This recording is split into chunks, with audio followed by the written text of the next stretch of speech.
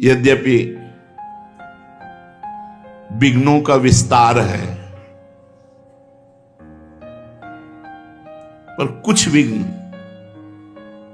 जिनको हम समझ सकते हैं। विघ्नों का तो भंडार माया ही संपूर्ण विघ्न में है।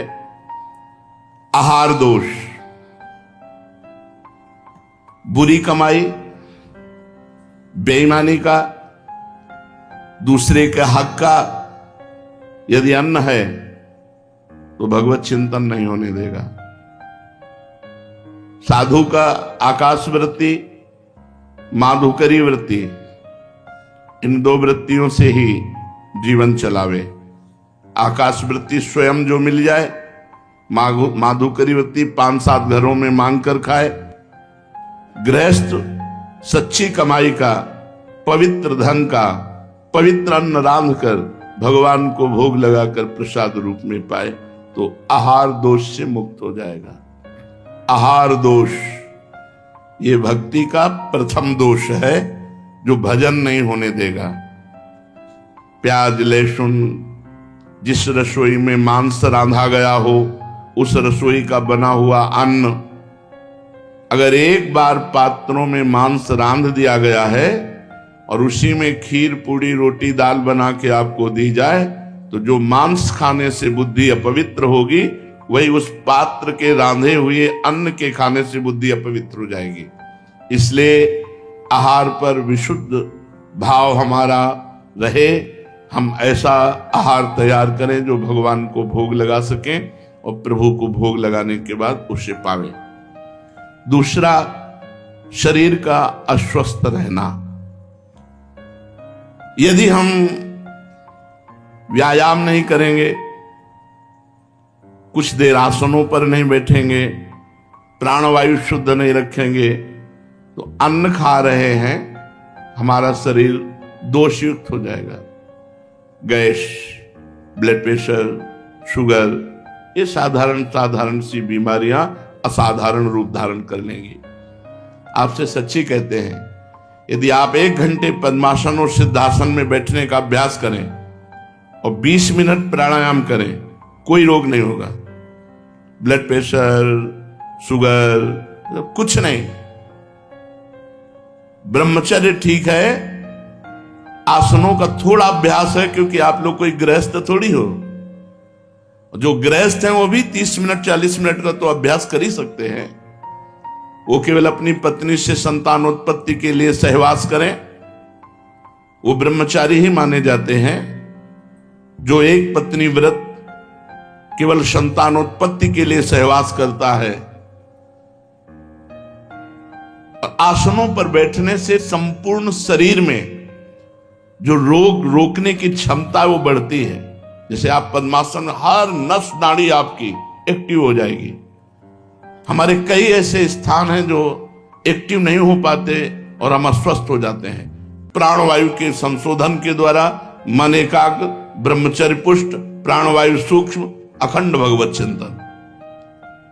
जवान शरीरों में 1 घंटा व्यायाम होना चाहिए, नाम जप करते हुए, दंड बैठक, 2-3 किलोमीटर दौड़ना, चलना फिरना, जो भी व्यायाम, आसन, प्राणायाम, इस साधु के जीवन। हमारे गुरु जी रसिक शिरोमणि हैं, तीनों बातें होती हैं।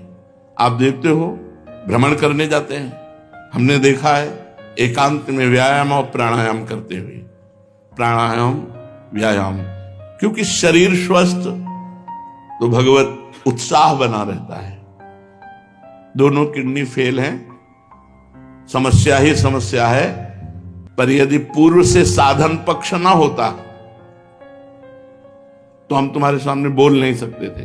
लेकिन आज भी अपने टाइम से साधना में बैठते हैं, तब टाइम से उठते हैं। ज्यादा देर बैठने की क्षमता नहीं रहती तो सोफा का आश्रय ले लेते हैं, पीठ ऐसे लगी रहे। साधन पर शिथिलता मतलब मृत्यु। शरीर जमुआई आ रही है, ये रोग हो गया, वो। हर रोग को शासन में लेने के लिए आसन और प्राणायाम है। आप करके देख लो, हर रोग को शासन में। जब आपका कफ ठीक हो जाएगा और पित्त ठीक हो जाएगा और वायु ठीक हो जाएगी तो आपका शरीर फूल जैसा हो जाएगा, स्वस्थ हो जाएगा। बिगड़ता यही तीन है और तीनों को शासन में लेने के लिए पर्याप्त है आसन और प्राणायाम। तो कौन करता है? तो कितना आपके अंदर चिंतन चलता है, धुआंधार चिंतन चलता है। जिस समय आपकी प्राणवायु सूक्ष्म होगी, एक एक श्वास में 10-10 बार नाम, 20-20 नाम। जरूर अस्वस्थता शरीर में ना आने पाए। यावत स्वस्थमिदम शरीर कलेवरम यावच्च दूरे जरा। स्वस्थमिदम कलेवरम, इदम कलेवरम। ये शरीर यदि स्वस्थ है बहुत बढ़िया भजन, भजनानंदी के लिए, नहीं भोगी पुरुष के लिए तो भोगों में उतर जाएगा। साधक को चाहिए, मान लो हमारी बात, व्यायाम जरूर करो, 20-30 मिनट ही व्यायाम करो और 10-20 मिनट प्राणायाम करो, जरूर करो। मान लो नाम राधा राधा रटते हुए प्राणवायु का संशोधन, आप तेजस्वी रहेंगे। साधु का चेहरा बुझा हुआ थोड़ी होता है। मुख प्रसन्न तन तेज विराजा, कीन्हे रामचंद्र कर काजा। भगवान के कार्य में स्थित है, इसलिए मुख में प्रसन्नता और तेज विराजमान होता है। साधु ढकी हुई राख में जैसे अग्नि, ऐसा होता है। अगर आप आसन, प्राणायाम, व्यायाम ये सब नहीं करते तो आप कुछ भी खाइए, आपका स्वप्न दोष होगा, आप गलत विचार वाले होंगे, आपके अंदर प्रमाद होगा। कुछ दिनों में शरीर गैस आदि रोगों से युक्त हो जाएगा। गैस बनती है, हमें ये पर गैस वैस। आसन में बैठो, हाँ 2 घंटे पद्मासन में बैठो, देखो अगर कपार से लेकर तुम्हारे नाखून तक पसीना ना जाए तो हमें बता देना। हर नस नाड़ी एक्टिव हो जाएगी। 2 घंटे 20 मिनट बैठना तो मुश्किल है, बैठ के देखो। 40 मिनट में तो लहरें आने लगेंगी। बैठ के तो देखो। पूरे शरीर को स्वस्थ रखने के लिए हमारे यौगिक मार्गों में ऐसी व्यवस्थाएं हैं। और जब आसन प्राणायाम करें तो कम से कम 45 मिनट कुछ भी ना खाए पिए। अगर खाए पियोगे तो वायु बिगड़ जाएगी। आलस्य, गुरुजी ने 11 माला कहा है, आज 4 माला कर लेते हैं, कल 11 माला में और मिला करके पूरे कर लेंगे। कल आया परसों कर लेंगे। ऐसा आलस्य नहीं। जो नियम दिया गया है, जो पाठ दिया गया है, वो यथा समय, अगर आप गृहस्थ हैं, नियम पूर्वक समय में नहीं कर सकते तो जब समय मिले तब अपने नियमों का पालन करें। आलस्य न करें। आज की सेवा को, आज के जप को, आज के पाठ को कल के ऊपर न छोड़े। काल करे सो आज कर, आज करे सो अब, पल में परलय होएगी बहुरी करोगे कब, पता नहीं कल जिए कि ना जिए। तो आज गुरु जी ने जो नियम दिया है उसे हम जल्दी उठें और उठ करके अपने नियम को पूरा करें। प्रमाद ना करें, आलस्य प्रमाद न करें। भगवत कार्य को, हम करने योग्य कार्य को त्याग करके ना करने योग्य कार्य में उत्साह रखना, इसे प्रमाद कहते हैं। आलस्य आज के कार्य को कल के ऊपर छोड़ना, और प्रमाद ना करने योग्य कार्य करने का उत्साह रखना और करने योग्य कार्य को छोड़ देना, इसे प्रमाद कहते हैं। ये भक्ति के बड़े दोष हैं, प्रमाद नहीं होना चाहिए। पुरुषार्थहीनता, और आप लगे हो कायरता पूर्वक प्रपंच में, हो जाएगा लाडली जी की कृपा से। नहीं, आप प्रयत्न पूर्वक भजन कीजिए, फिर लाडली जी की कृपा से सब हो जाएगा। मन, क्रम, वचन, छाणी चतुराई, भजत कृपा कर है रघुराई। ये शरणागति आश्रय नहीं है। जैसे एक ने प्रश्न किया एकांतिक में कि हमसे भजन तो होता नहीं पर हमें भरोसा है लाडली जो हमें निकुंज पहुंचा देंगे। हम कहा बिल्कुल गलत, बिल्कुल गलत। भरोसे पे मत रहना। भरोसा तब दृढ़ माना जाएगा जब आपके आचरण पवित्र और नाम सुमिरन चल रहा है। आपका सुमिरन नाम पवित्र है, परम पवित्र भगवत भजन न करो, मनमानी आचरण करो और तुम निकुंज आओ, बैकुंठ से विमान तुम्हारे लिए आ जाएगा। तो भगवान सबके दुश्मन है क्या?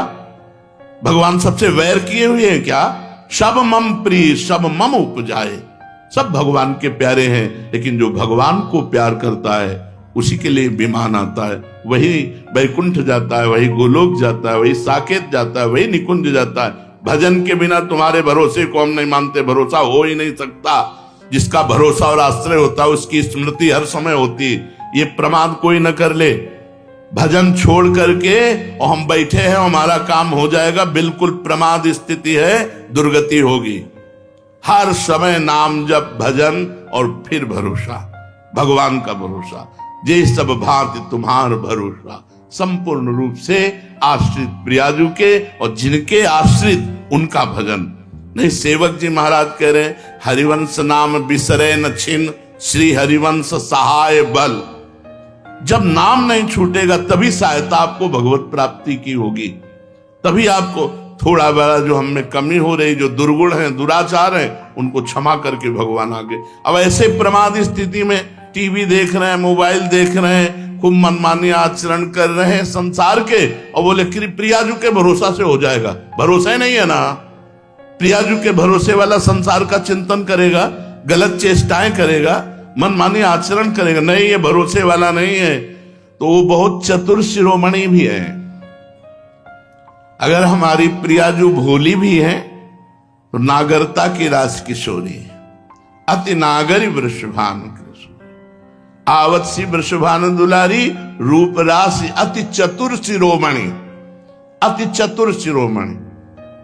तो उनसे चतुराई नहीं चलेगी। हाँ, हम प्रयास कर रहे हैं, अब हमसे उतना नहीं हो पा रहा जितना होना है, तो आप निश्चिंत रहिए, भरोसे पे रहिए, आपको भगवत प्राप्ति होगी। लेकिन आप प्रमादवश भजन न करें, मनमाने आचरण करें और कहें कि मुझे, ये बिल्कुल नहीं, सिद्धांत के खिलाफ बात है। तो पुरुषार्थहीनता ये भक्ति में नहीं होनी चाहिए। और अश्रद्धा, शास्त्र और गुरु वाक्यों पर अश्रद्धा नहीं होनी चाहिए। हमेशा सत्कर्म के लिए जो हमारे शास्त्र आदेश करते हैं, गुरु आदेश करते हैं, जैसा आदेश करते हैं बिल्कुल ठीक वैसे आचरण करना होता है। कभी कभी कड़वी दवा होती है, समझ में नहीं आता ऐसा क्यों कहते हैं। पक्का समझो, अश्रद्धा नहीं होनी चाहिए। वो आपको इतनी ऊंचाई पर उठा देंगे कि आप समझ नहीं पाएंगे। इसलिए गुरु वाक्यों पर अश्रद्धा नहीं होनी चाहिए। वो जो बोले तो बस वचनम करिष्येताम, जो आप बोल रहे हैं वही मुझे करना है। वो धर्म है कि अधर्म है, अच्छा है कि बुरा, मुझे इससे कोई मतलब नहीं। हो पाएगा कि नहीं हो पाएगा इससे भी मुझे कोई मतलब नहीं। मैं शुरू करता हूं, आपकी आज्ञा है। पक्का समझिए, गुरु वाक्यों पर कभी अश्रद्धा ना हो तो नीचे ढलान में जाने वाला भी ऊपर चढ़ जाएगा। वो जा रहा है नीचे लेकिन पहुंच ऊपर जाएगा। यही चमत्कार है, कर तुम अन्यथा कर तुम। ऐसा लगा कि हम गुरु आज्ञा से गिर रहे हैं लेकिन हम उठ गए। एक बार गुरुदेव श्री रामानंदाचार्य जी महाराज अपने परिकर के साथ एक बगीचे में रुके। पानी लाया गया तो पानी में हल्की सी दुर्गंध थी। कुआं था, कुआं वृक्ष की डाल एक लंबी सी आ रही थी और उसी के पत्ते गिरते थे तो पानी में सड़न आ गई थी। तो गुरुदेव ने कहा कि कुल्हाड़ से इस डाल को उतनी ही काट दो जो कुएं पर है। तो उनका पेड़ के पास से काट दी जाए, बोले नहीं, हमें जरूरत है केवल कुएं के पास से। बोले महाराज फिर तो डाल की तरफ बैठ करके ऐसे काटना होगा तो सीधे कुएं में जाएगा। बोले इससे हमसे कोई मतलब नहीं। सब बैठे रहे। उनमें से खड़ा हुआ, साष्टांग प्रणाम किया। कुल्हाड़ तो रहता ही था क्योंकि ठाकुर सेवा के लिए रसोई अमनिया होती थी, तो लकड़ी चीरने के लिए कुल्हाड़ होता। कुल्हाड़ उठाया, पेड़ पर चढ़ा, डाल पर आकर उधर बैठा जो कुएं के ऊपर थी और उतना ही काटा जितने गुरुदेव ने कहा। मैं डाल सहित, कुल्हाड़ सहित तो नीचे चला गया। अब सब शोकाकुल हो गए कि ओ, बड़े गंभीर मुद्रा में आचार्य चरण बैठे रहे। ऐसे कुछ मिनट हुए, नमो नमः, जय हो ऐसे शब्द कुएं से गूंजने लगे और वो ऊपर उठ करके आया और माला और प्रसादी पहने हुए, हाथ में प्रसाद का पत्तल लिए आचार्य चरणों में रखा कि सिया राम जी ने आपके लिए दिया है। उनका इतनी देर कैसे हो? बोले सिया राम जी के पार्षद आकर साकेत ले गए और वहां सिया राम जी के दर्शन हुए, वहां प्रसादी मिली और ये प्रसादी आप। अब तो सब ललचा गए कि सिया राम के लिए तो पूरा जीवन अर्पित है, एक झलक भी नहीं मिली यार हम ही ये कर लेते। तो गुरु आज्ञा दिखाई कैसी दे रही थी? मृत्यु वाली। मरेगा, मैं कुल्हाड़ से कुएं में जाएगा, मर जाएगा। लेकिन बात क्या हुई? गुरु आज्ञा का पालन करने से अमृतत्व प्राप्त हो गया।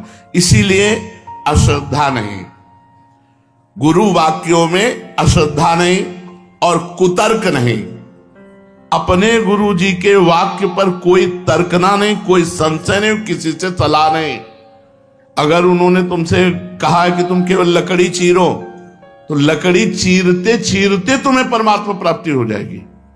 अब तुम्हारे माला चलाने से परमात्मा प्राप्ति नहीं होगी। मोक्ष मूलम गुरु कृपा, उनकी कृपा से बात बनती है।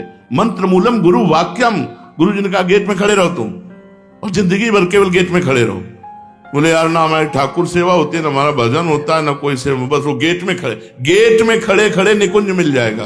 क्योंकि गुरु वाक्य है ना, तो गुरु वाक्य से सब काम बन जाएगा। तो गुरु वाक्य में कुतर्क ये बहुत बड़ी समस्या है, बड़ा अवगुण है भक्ति मार्ग में। फिर कह रहे हैं अधैर्य, बहुत बड़ी परीक्षा होती है भगवत मार्ग में। अब सालों हो गए भजन करते, कभी कोई झांकी नहीं आई, कभी कोई आनंद नहीं आया, कोई दृश्य नहीं बदला, धैर्य नहीं रहा, और हम उपासना बदल दी। धैर्य नहीं रहा, हम गुरु वचनों का उल्लंघन कर दिया। धैर्य पूर्वक यार वही काम आ रहा है, पूरा जीवन हो गया भजन करते, वही काम, वही क्रोध। पता नहीं भगवत मार्ग में दूर भी होते हैं कि नहीं होते। धैर्य यम ही न व्यथ्यन्ते, जो व्यथित नहीं होता। पुरुषम पुरुषर्षभ, हे पुरुषों में श्रेष्ठ अर्जुन, जो मन के द्वारा, इंद्रियों के द्वारा, प्रकृति के द्वारा दी हुई व्यथा से व्यथित नहीं होता। सुख दुखम, जो सुख दुख में समान भाव, वो अव्यय परम पद को प्राप्त होता है। इसलिए धैर्यवान बनो। अधैर्य भक्ति का अवगुण है। अधैर्य नहीं, बहुत धैर्य रखना चाहिए। और गुरुजन परीक्षा धैर्य की लेते हैं। सेवा में लगा दिया और सालों देखा नहीं, और रोज उनको चेक कर रहे हैं कि अब क्या है। सालों बात नहीं की, सालों मिले नहीं, सालों उत्साह वर्धन नहीं किया, और वो अपनी उसी सेवा में ज्यों का त्यों लगा रहा धैर्य पूर्वक, तो गले लगा लिया, हृदय से लगा लिया। धैर्य पूर्वक अपने नाम जप में, अपने भजन में, अपनी सेवा में अधैर्य नहीं होना चाहिए कि यार कुछ लाभ तो दिखाई नहीं दे रहा, हमारे अंदर वही विकार है, आते रहेंगे, चिंता मत करो। वो भी भागवतिक हैं, कोई संसारिक नहीं है। काम क्रोध लोभ ये सब भागवतिक हैं, भगवान के ही हैं सब। देखो काम भगवान श्री कृष्ण के पुत्र के रूप में, प्रद्युम्न जी के रूप में प्रकट, ये सब भागवतिक है। जिस दिन भगवान की कृपा को होगी एकदम सब शांत हो जाएगा। हमको चिंता नहीं करनी, हमको धैर्य रखना है। और अनिश्चय, हमें किसी भी बात के निश्चय को नहीं तोड़ना चाहिए। जैसे हमने निश्चय किया कि आज से हम एक बार खाएंगे, हमने निश्चय किया अब हम ये करेंगे, हमने फिसल गए, बार बार फिसल गए, बार बार अनिश्चय। ऐसा नहीं होना चाहिए। जो एक बार निश्चय करो, हम तो कहते हैं कि तुम करो ही मत निश्चय, जो आज्ञा हो उसके अनुसार चलो, पर यदि निश्चय करो तो फिर उसको टालो मत। जो प्रण लो, जो प्रतिज्ञा करो, जो निश्चय करो, उस पे चलो। कईयों को देखा है कि निश्चय करते हैं और फिसल जाते हैं, तो चल नहीं पाते हैं। तो ये भक्ति में दोष है। एक तो निश्चय करो ही मती, जो गुरु आज्ञा उसके अनुसार चलो, सहज ढंग से चलो। यदि निश्चय कर लिया कि बोले हम तो निश्चय कर लिया है कि अभी एक टाइम ही पाएंगे, और दबा के दोनों टाइम चल रहा है, तो फिर तुम्हारा निश्चय कैसा, हम ये करेंगे, हम ये करेंगे, हम ये करेंगे। अच्छा है, प्रयत्नशील रहो, लेकिन जो निश्चय करो उसे पक्का करो। संशय ना भगवान में, ना अपनी साधना में। असंयम, जो आप नियम से चल रहे हैं उसमें व्यवधान नहीं होना चाहिए, असंयम नहीं आना चाहिए। असहिष्णुता, थोड़ी सी बात में प्रत्युत्तर में दुखी हो जाना, जरा सा बात बोला नाक पे गुस्सा, सहनशीलता ना होना, ये भक्ति का बहुत बड़ा दोष है। और अपवित्र रहना, झूठे मुंह रहना, लघुशंका संभाल के करो, वस्त्रों में न गिरने पावे। और मूत्रेंद्री को जल से प्रक्षालन करो, फिर हाथ धो, फिर 3 बार आचमन करो। पवित्र रहो। शौचालय में जाओ, वही वस्त्र पहन के जाओ जिसको प्रक्षालित धो सकते हो, जितना धो सकते हो उतने वस्त्र पहनो। व्यवस्था है शौचालय की। अब ऐसा नहीं कि खेतों में जाना है। हम लोग जो बाहर जाते थे ना, हाँ, पूरी केवल लंगोटी पहने, हाथ में कमंडल लिए और ऊपर साफा बांध लिया, क्योंकि लौट करके जो आना है वस्त्र धारण करके वो मस्तक पर उसे पवित्र माना जाता था। ऐसे बांध लिया। अब भीषण ठंडी में अगर 3 बार स्नान तो तीनों बार 1 किलोमीटर खेत में जाओ, 1 किलोमीटर लौट के आओ, उतने में पूरा शरीर ठंडा, और जो गंगा जी में डुबकी मारो तो परमानंद का अनुभव। अब तो बात हो रूम है भैया, बहुत पवित्र, लघु शंका, शौच आदि की पवित्रता, और झूठे मुंह कि कुछ भी मुंह में डाल के चबाने लगे, नहीं। चरणामृत और भगवत प्रसाद इससे झूठा नहीं माना जाता। चरणामृत पी लिया तो आचमन की जरूरत नहीं, भगवान के प्रसाद का किनका ले लिया तो आचमन की जरूरत नहीं, मंत्र जप सकते हो। हर समय पवित्र रहना चाहिए, अपवित्रता भक्ति का दोष है। और प्रसिद्धि पुजवाने की इच्छा, लोग हमें जाने, हमारा सम्मान करें, ये भक्ति का बहुत बड़ा दोष है। सम्मानम कल्याति घोर गर्लम नीचापमानम सुधा, श्री राधा मुरली धरो बज सके वृंदावन मात्यज। ए भाई, सम्मान को घोर विष समझो, नीच पुरुषों द्वारा किए हुए अपमान को अमृत समझो, और श्री राधा माधव का निरंतर भजन करते हुए वृंदावन धाम का वास स्वीकार करो।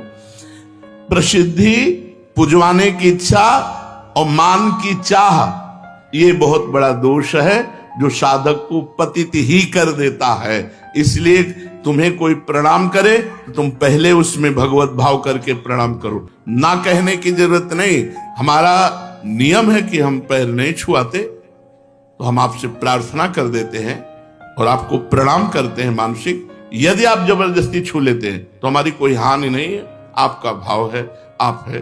पर अगर संत संतुष्ट होते हैं चरण छूने से तो 5 कदम दूरी से प्रणाम करो, छुओ ही मती, कुछ नहीं, भजन से होगा, भजन से। संत समागम का जो लाभ है उनके वचनों के अनुसार चलने का है।